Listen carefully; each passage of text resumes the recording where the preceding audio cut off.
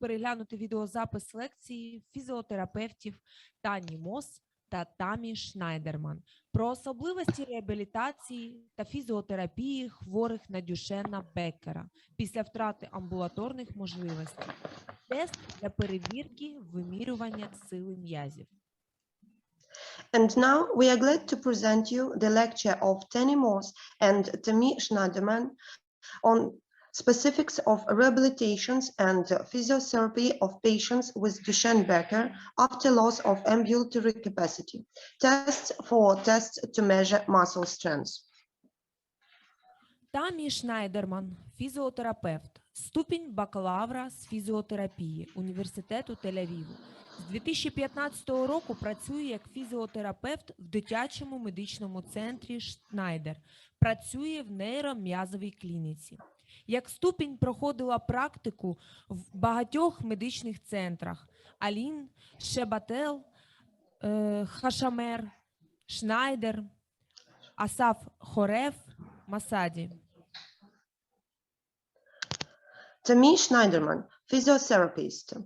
Bachelor's degree in physical therapy from Tel Aviv University. Since 2015 works as a physical therapist in Schneider Medical Hospital for Children. Works in the neuromuscular multidisciplinary clinic. As a student, practiced in many medical centers: Elin, Shebat El Hashemer, Schneider, Asaf Harfe, Masabi. Таня Мосс, фізіотерапевт, ступінь бакалавра по фізіотерапії в Університеті Тель-Авів та школі фізіотерапії в лікарні Асаф Харофех. З 2008 року працює в дитячому медичному центрі клініки Шнайдера. З 2015 року фізіотерапевт в нейром'язовій мультидисциплінарній клініці Шнайдера, клінічний інструктор, лектор в школі медсестер, лектор студентів по спеціальності фізіотерапевт. Тані Мосс, physiotherapist, bachelor's degree in physical therapy from Tel Aviv University and the School of Physical Therapy in Asaf Haref Hospital. Since 2008, works at Schneider Children's Hospital. Since 2015, physical therapist in the Neuromuscular Multidisciplinary Clinic in Schneider. Clinical instructor, lecturer at the School of Nursing, lecturer for physiotherapy students.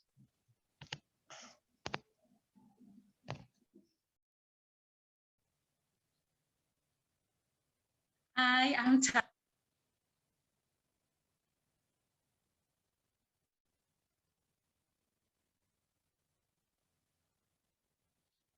Tanya. And I'm Tammy, and we're physiotherapists from the Neuromuscular Clinic in Schneider. Today, we want to talk about physiotherapy management in Duchenne in the non-ambulatory phase. This phase is when the patient is not able to walk anymore and he sits in a wheelchair. He enters this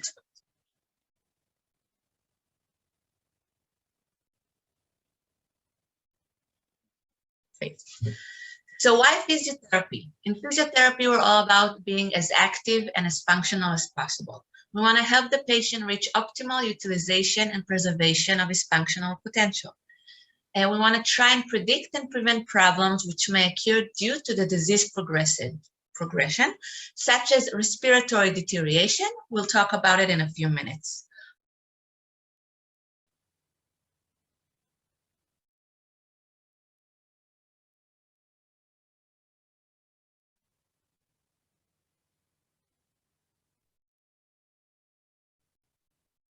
We also put in big emphasis on range of motion maintenance and, of course, educating the patient and the patient's family to keeping an active daily living as much as possible, of course, adapted to the patient's impairment.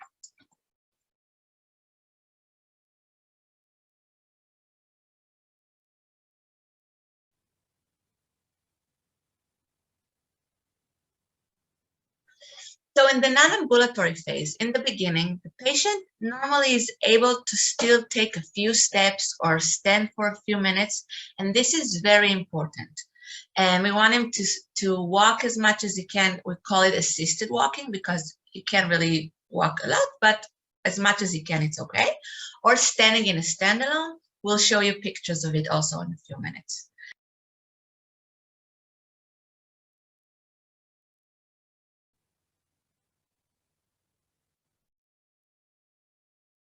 In regarding to range of motion maintenance, when a patient starts sitting most of the day, we're worried about the joints of the lower limb joints to become like acquiring the shape of a chair. So we want to avoid that. So in the beginning, we put an emphasis on the lower limbs and upper limbs. In the lower limbs, stretching of the hips, the knees, and the ankles.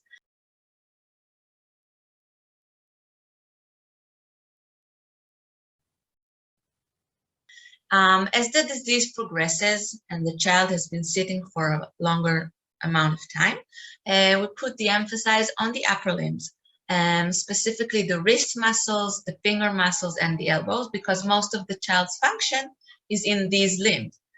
He's playing with his friends, video games, he's texting in his cell phone, he's driving the powered wheelchair. So we want him to be able to do that. So we need to keep the range of motion. And of course, this is important also for the patient himself to be active, and also for his caregiver, because he will need help bathing, dressing, doing transfers. And if the patient will develop contractures, it will be harder for the caregiver to take care of it.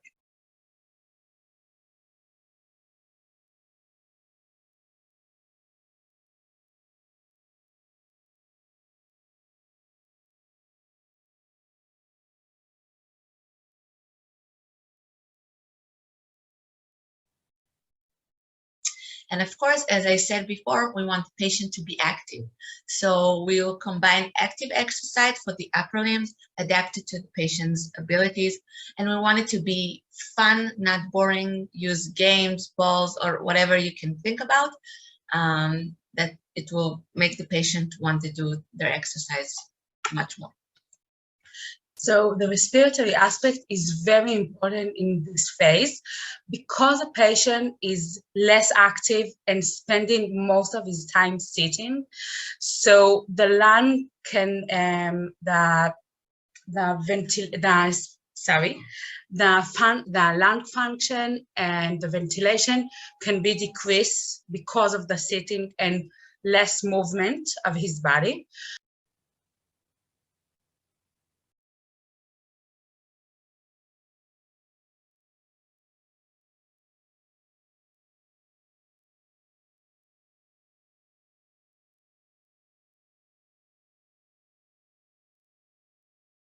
So it's very, very important to start as soon as possible the respiratory PT.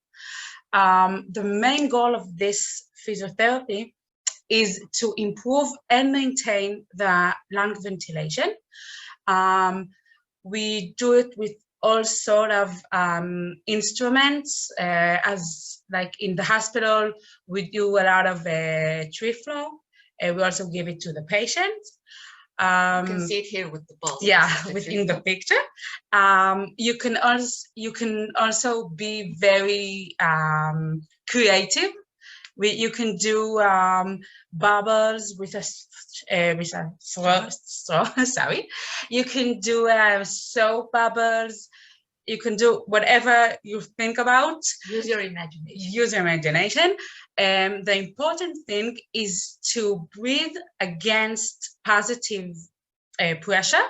That will bring us a good lung ventilation, but also can clear more the secretion, and that will keep the patient healthy. As the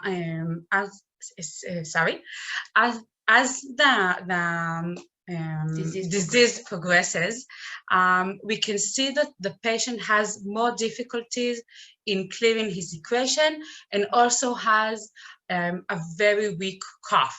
So in this situation, we use the cough assist and also the BiPAP during the night. The pulmonologist needs to approve those machines, but we consider it can help the patient keep his ventilation, lung ventilation good, and his lung function good. It's very, very, very important for the patient to make it a daily routine, the respiratory physiotherapy, because it can help him maintain healthy and maintain his lung ventilation. As you brush your teeth every day, that's the respiratory PT, you need to do it also every day. Supportive care, we have a few things. First of all, the rest splint, okay? We want to prevent loss of range of motion of the ankles. So we usually put the splint during the night, but for some patients, they have difficulties in sleeping. So we usually tell them to put it between 2 to 3 hours every day. You cannot stand with them or walk with them. So it's very important just to sit or lie with them. But when the diseases progresses and we see more plantar flexion, so it's very hard to put the splint on. Another thing is the hydrotherapy. It's very, very important and very helpful in Israel. Patients who are not walking or standing, they can really forgot what. They can stand and walk in the water because the water is neutralizing the gravity, so it can help them stand and walk. It can also improve the endurance and the lung function with diving, with swimming. So in Israel, we use it a lot, the hydrotherapy, and we can see it's very good for them. And they're also enjoying it because it's in the water. We also have the tilt table and the standalone. It depends if the patient needs trunk support or not. We can see at the beginning when the patient just started sitting, we can see that most of the time they don't need trunk support, so we can just use the standalone. But when the patient usually the diseases progresses, so he does need a lot of trunk and head support, so we use that tilt table. It also can maintain the ankle range of motion, so that's good, and also can do a lot of bone. It helps preserve the bone density. Yeah, and also the lung functions, as Tanya said, and the blood supply. So it's very important, even if the patient just sits, so that it will have to combine the standing in his daily routine. Yeah, so but you can also see that they have a table in front of them, so they can do homework, they can do play with their phone. They can do active stuff with their hands by standing.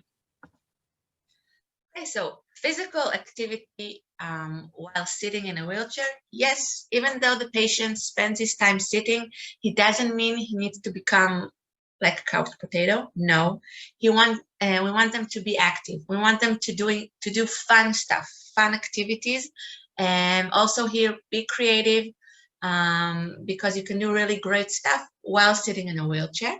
And we need to remember that we want the patient to invest the energy in the activity itself. We don't want him to get too fatigued. So for example, if he wants to go to the playground, meet friends and play with them, and he doesn't have a powered wheelchair, we'll help him get there, so that when he gets there, he'll have all his energy for playing with his friend. We're saying yes to bicycles. There are adapted bicycles for patients in wheelchairs. We have pedals for the upper limbs. It's a great exercise, so we're really all for it. So as I said, we don't want the patient to get too fatigued. We don't want him to overdo the exercise. So do breaks, but be active.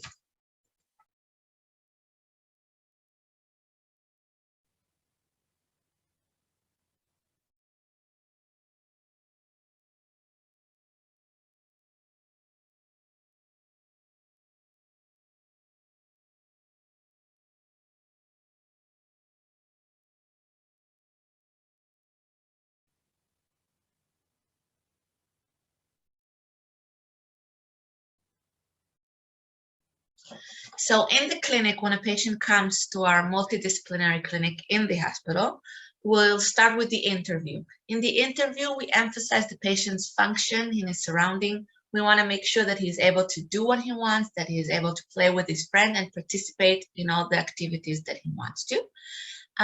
In regarding to manual muscle testing, usually when a patient becomes non-ambulatory, maybe in the beginning we'll still do it for the upper limbs, but as the disease progresses, we don't really use this test because it doesn't give us important information because the patient sits down and his muscles don't have to face gravity. So this is not a test we use after the patient has been sitting for a while.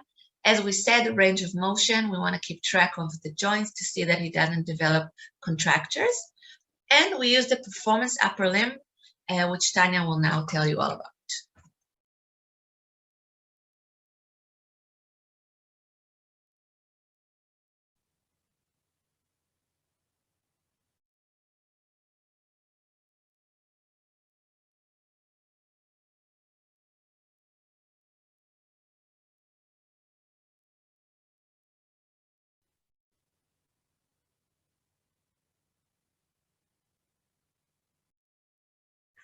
So this test is a gold standard for assessing the upper limb function in Duchenne kids. We have 20 items, but the first item is an entry item that is not included in the score. And I will show it to you later. This test is focused on all of the joints. Okay, it starts from the proximal joint and it ended in the distal joint. So a patient who is very weak but still has movement and strength in his fingers and wrist can also get points in this test. So you can see that the entry item is divided to 6. 4, 5, and 6, we can see that the patient can lift his arms above his head or to the shoulder. Okay, less than that, he can raise his cup. He can he can hold his pencil or drive the power chair. This doesn't included in the score. Okay, below that we can see that it's starting to check the high level shoulder. Okay, dimension, sorry, with weights. Okay, and as the test progresses, we can see that it's it can check the elbow, the supination, that it's very important. Of course, the wrist and the fingers at the end. So just one more thing I want to add. Tanya said here that in this test we use weights. So for the testing, it's okay. But regarding the exercise we talked about, we don't use weight, we don't use external resistance with Duchenne patients. So it's very important, be creative, use your imagination, but with no resistance, no weights, no TheraBands. So the weights here are only for the test, and it's okay, but not in the daily routine. Okay, so in conclusion, activity, yes, yes, yes. I hope we made it clear. We want the patient to be active. We want him to do fun things and be with his friends. And of course, like it says, we emphasize the function and participation, that the patient will be a part of his friends and his family and his community. We talked about a lot of stretching and respiratory physiotherapy. So both of them, it's very important to make it a daily routine issue, okay? Every day, stretching the lower limbs, the upper limbs, as Tammy talked about, as the disease progresses, most of the patient has only the wrist or the fingers to work with. So it's very important to maintain the range of motion of the wrist and the fingers, and respiratory physiotherapy, of course, in order to maintain the patient healthy from the respiratory aspect, and help him improve and maintain his lung ventilation and function. And all this will help him stay active and have fun and keep his daily living. Yeah. So thank you very Thank much. you very much. And if you have any questions, We're here. yeah. Thank you. Thank you.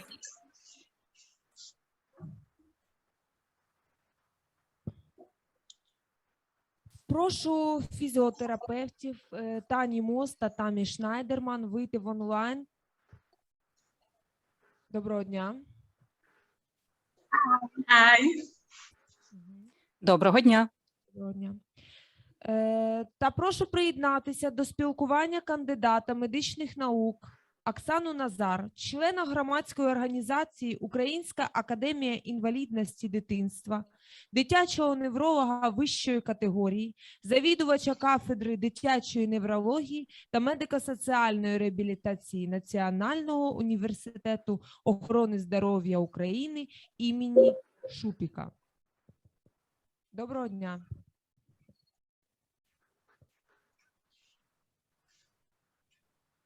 Доброго дня. Дякую, що включили мене, тому що дуже довго не дозволяли включити мікрофон. Дякую за таке довге представлення, але, можливо, треба було трошки покоротше для наших колег. Я дякую пані Тамі та Тані за таку чудову доповідь і взагалі за те, що ви поділилися своїм власним досвідом, тому що Україна саме навчається на досвіду наших колег, які так щиро діляться ним. І в мене є декілька таких запитань, можливо, чисто організаційного напрямку, можливо, суто по фізичній терапії, але цікаво, як організована ваша допомога, саме фізична терапія в регіонах. Тому що всі розуміють, що в великих містах там є ця допомога мультидисциплінарна, але що роблять діти, наприклад, в маленьких містечках, якщо вони не їдуть в велике місто? Що їм доступна, яка допомога?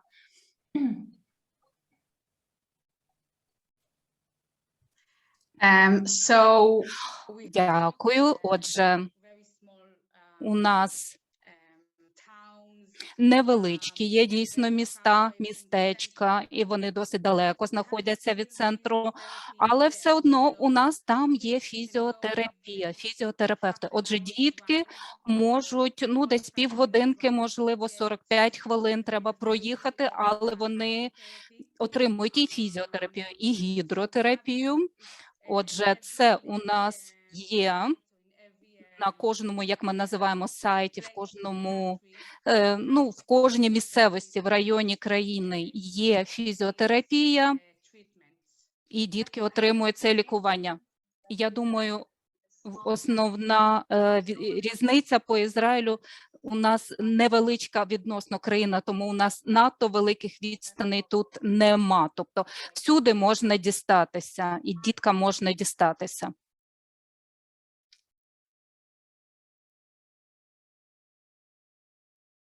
Маргарита, буде хтось перекладати? Вже переклали. Відбувається синхронний переклад, одночасний.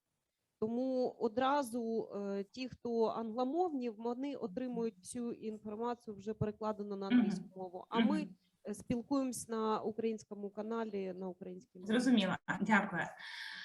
Дякую вам за відповідь. І скажіть, будь ласка, як часто діти з Дюшен вони відвідують фізичного терапевта? Це щоденно, це декілька разів на тиждень, чи, можливо, це якийсь певний період часу, коли вони повинні відвідувати фізичного терапевта? Well, we have in the multidisciplinary clinic in Шнайдер, we usually see them just for У нас в клініці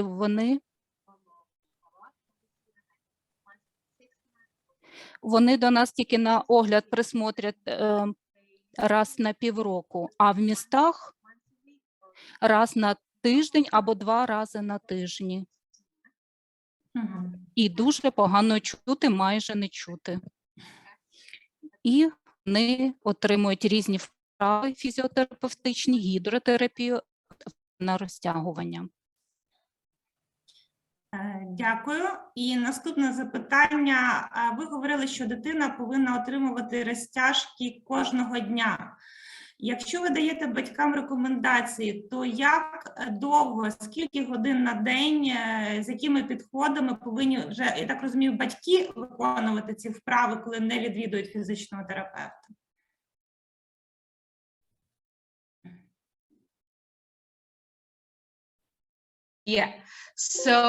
Так, абсолютно вірно. Отже, коли дитина починає сидіти і ще не ходить, то тоді ми користуємося ортезою на 2-3 години на день кожного дня.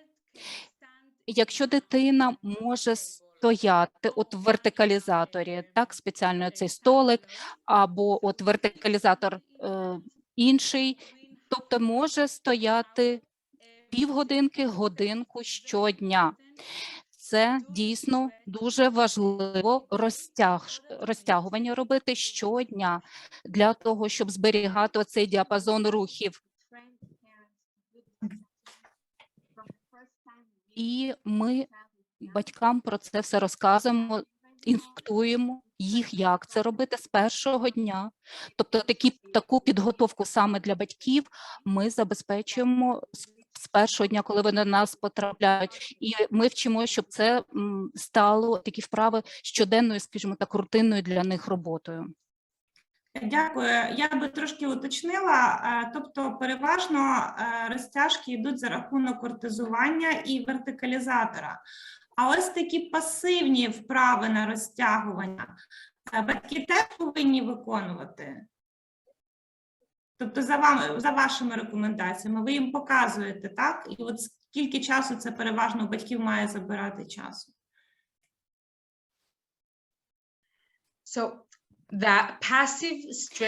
Таке пасивне розтягування у дітей, які не ходять, не амбулаторні дітки, важко робити, дуже важко. Тому що в них контрактура розвивається от в такому вже віці. Для тих діток, як правило, пасивного просто розтягування батьки не роблять. Це або ортеза, або вертикалізатор.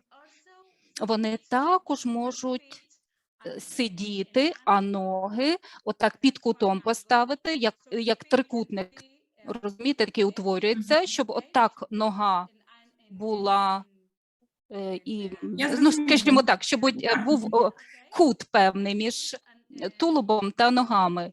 Тобто можна це робити і в положенні сидячи.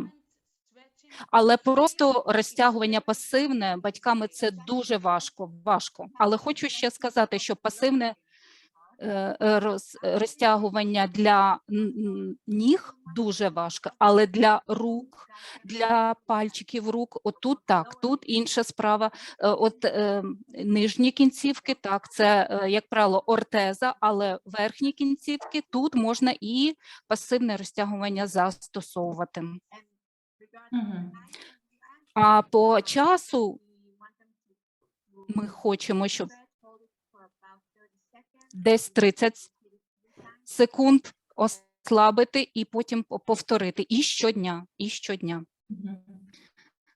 Дякую. Скажіть, будь ласка, ви в своїй доповіді говорили, що дітям рекомендовано плавання, гідротерапія. Спеціаліст, який надає таку послугу, він повинен пройти навчання спеціальне? Чи це може бути, наприклад, працівник, як от в Україні є просто басейні, там працюють інструктори, але вони не мають якоїсь спеціальної освіти, да, для роботи саме з хворими дітьми. Як це робиться в вашій країні? Це спеціально навчена людина, чи це може бути звичайний інструктор?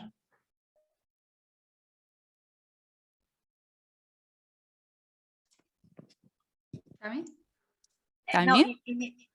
It does need to be someone that Це не обов'язково має бути some kind людина, яка пройшла якусь спеціальну підготовку.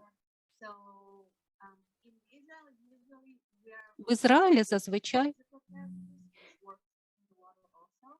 як правило, ми стараємося, щоб це був фізіотерапевт, який знає також і вправи у воді, але це не обов'язково, що завжди має бути лише ось такий спеціаліст. Але якщо вони отримують інструкції, то вони можуть самі і ходити в басейн і самі цим займатися після того, як їм розказали, як це зробити.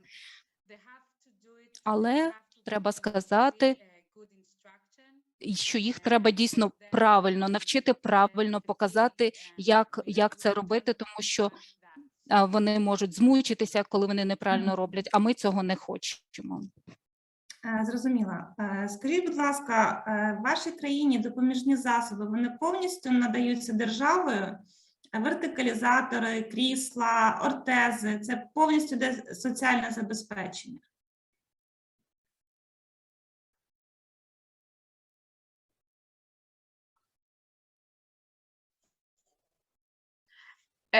Usually, the split Ви знаєте, зазвичай, якщо це ортеза, то, як правило, от є такі терапевти, фізіотерапевти, вони цим займаються, а те, що стосується вертикалізаторів, як це у нас називається, ой, забула слово. Вертикалізатор. Ні, мається на увазі, від кого вони отримують. Вертикалізатор отримують від служби спеціальної, тобто і їм не потрібно батькам за це платити. Тобто вони можуть отримати цей вертикалізатор на декілька років, а потім вони мають повернути. І в цьому проблема. Але що стосується ортез, то от фізіотерапевти надають. Ну і тоді питання щодо ортезування, тому що в вашій країні ортези призначають фізичні терапевти чи лікарі-ортопеди? От ще цікаво, як у вас це відбувається.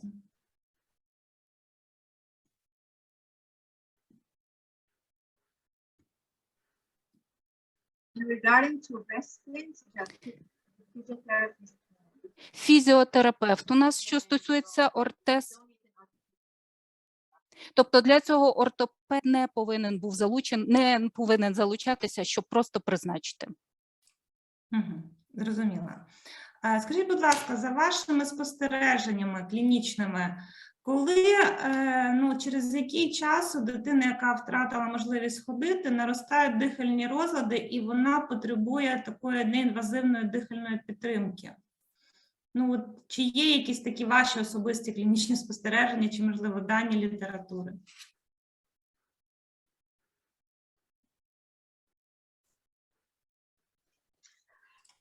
So usually when the Ви знаєте, зазвичай, коли пацієнт вже перестає бути амбулаторним, а навіть до того, як він ще може трошки ходити, тобто коли ще є така здатність ходити, але вже бачимо, що це дуже важко, особливо довго ходити дитині, то, як правило, пульмонолог робить обстеження функції легенів, і якщо іде зниження показників, то, як правило, пульмонолог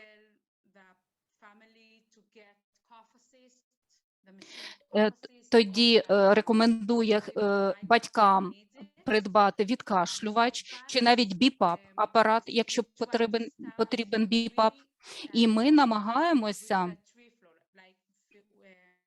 починати з вправ спочатку для легенів, для того, щоб підтримувати вентиляційну функцію легенів.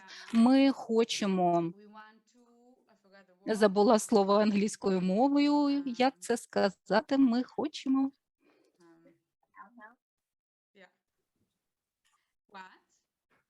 No, maybe say it in Hebrew.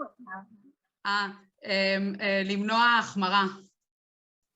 Prevent the Ага, ми хочемо запобігти, профілактувати дихальну недостатність, дихальні проблеми. Так, забуваю слова. Дякую, але нема такого терміну, що кожна дитина індивідуальна, я так зрозуміла, і в кожного ці дихальні розлади, вони можуть виникати по-різному, да? Тобто нема такого, що от ви там через декілька місяців ми 100% у кожного будемо спостерігати. Тобто хтось може бути довший період часу без дихальних розладів, а хтось може бути коротший.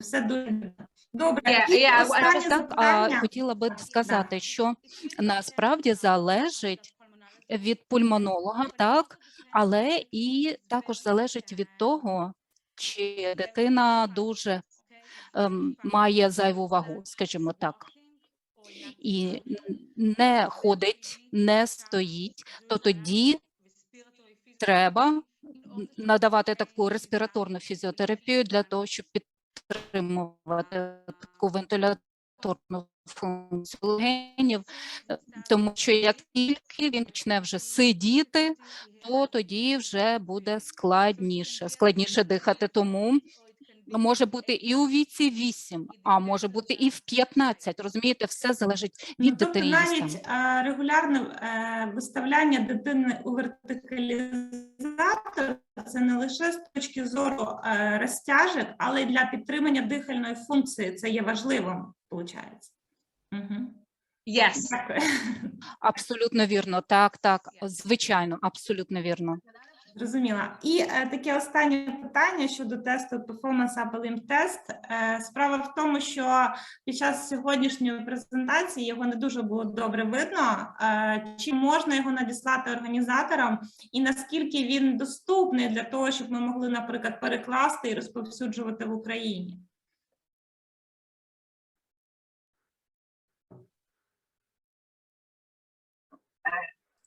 I think what we need to figure things out about that. Мені здається, так, можна буде. Але от ми ще з'ясуємо. Так, перевіримо, подивимося, чи це буде можливо. Якщо так, якщо буде можливо, то ми надішлемо. Дякую вам дуже за спілкування. Сподіваємося, що зустрінемося ще не один раз в наступних конференціях. Ось дуже вичерпні відповіді. Я думаю, що вони будуть в нагоді для нашої аудиторії. Дякую. Thank you very much. І вам щиро дякую. І вам гарного дня. Дякую. Може, в когось ще є якісь запитання? Є питання? Маргарита? Скажіть, будь ласка, чи можете ви за власним досвідом уже сказати про те, що ті діти, які регулярно відвідують басейн, виконують правильно всі вправи, вони краще себе почувають? Або ті діти, які постійно виконують розтяжки, займаються правильно фізкультурою лікувальною, то вони краще себе почувають? Чи впливає це фізична взагалі терапія на стан дитини?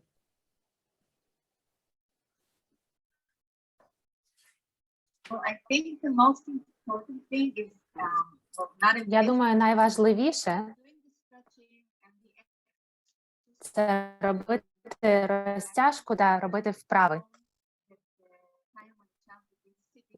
Щоб дитина, яка і сидить у крісло-колісному, і якщо ми будемо зволікати і чекати, доки дитина вже буде 13-14 років, то всі проблеми будуть погіршуватись.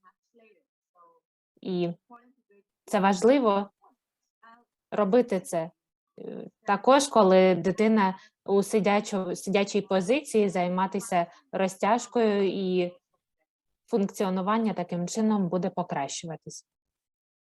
А ще таке питання. Діти навіть ще в маленькому віці, які мають хворобу Дюшена, вони часто спотикаються, вони часто падають. Чим старше вони становляться, тим частіше вони падають і ризики переломів стають все більше.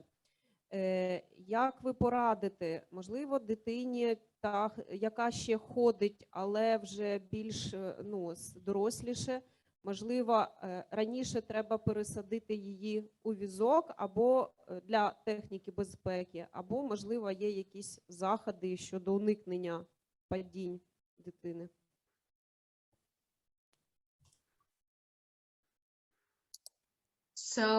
Отже, ми зазвичай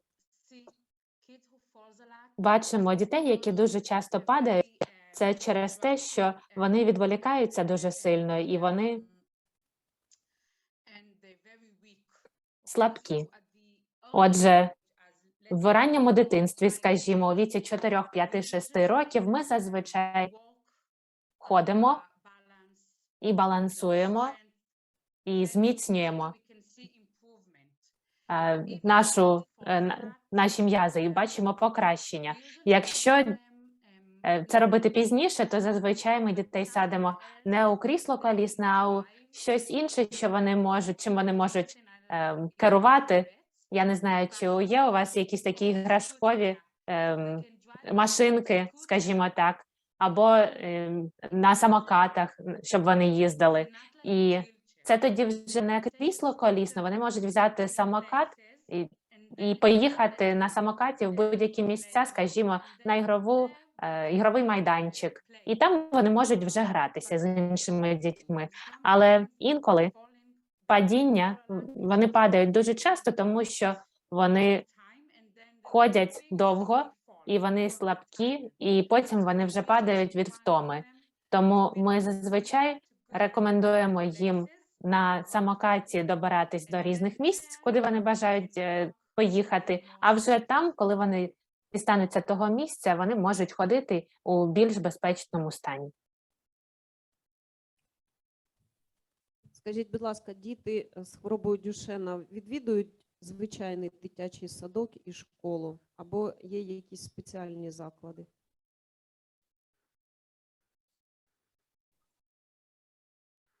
Well, it depends on the cognitive function, but we are Залежить від когнітивної функції. Є багато пацієнтів, дітей з хворобою Дюшена з нормальною когнітивною функцією. Вони можуть відвідувати нормальну школу, але має бути система, яка допоможе їм ходити до туалету або з іншими потребами. Якщо їхня когнітивна розумова функція відповідає школі, то вони можуть відвідувати таку школу. Якщо вони відвідують школу, чи є якісь асистенти, які допомагають таким дітям? Так, саме так. Зазвичай є весь день асистент, який знаходиться з дитиною десь 5-6 днів на тиждень. Ми говоримо або про дитячий садочок, або про школу. Більшість дітей вони не потребують таку допомогу під час уроків, занять, але використовують таку допомогу асистентів, коли вони ходять до туалету, як вже Тамі зазначала, або коли є перерви, щоб перейти з одного місця в інше місце, або щоб повернутися додому, скажімо, з рюкзаком або портфелем. Але допомога, людина, яка допомагає, працює з 8 ранку до 2 кожного дня, скажімо.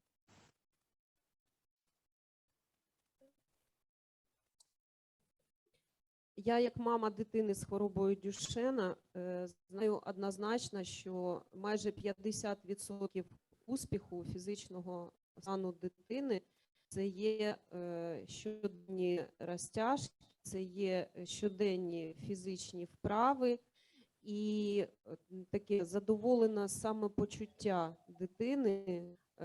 Він повинен розуміти, що він є щасливим, незважаючи на його фізичний стан. І розказуючи дитині про те, що він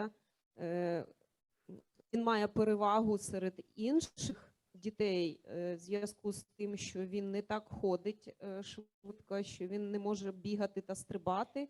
Тому інші діти, які можуть це робити, вони повинні йому надавати допомогу, не те, що повинні, а просто мають надавати допомогу, і моя дитина має в цьому перевагу, і він про це знає. І це дає можливість дитині самому працювати над собою, бути задоволеним собою.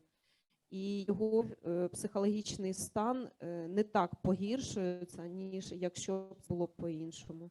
Тому я дякую вам взагалі за вашу працю щодо лікування пацієнтів з хворобою Дюшена, як і українським лікарям, які ретельно вивчаються.